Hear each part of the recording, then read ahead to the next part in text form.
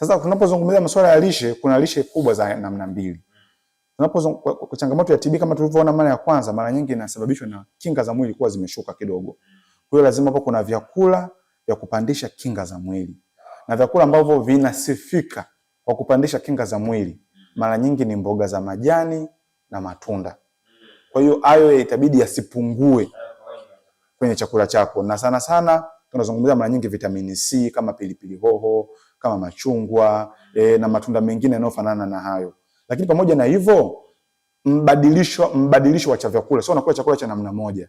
Kila chakula, vyakula vingi vya mboga za majani yana kitu fulani tunachokitaga antioxidant, ambazo hizi zinaboresha kinga za mwili na kuzifanya kinga za mwili ziweze kuwa imara. Kuna kasayansi fulani hapo, lakini mboga za majani na matunda ni muhimu sana. Lakini pia kuna namna pia kulainisha kile kikohozi, kwa sababu pia mgonjwa changamoto yake kubwa ambayo atakuwa anaisikia ni kile kikohozi.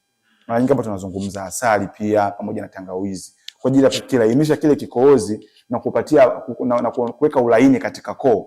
Ili hata naye mtu anapokuwa anakohoa au kikohozi kizidi kudidimia.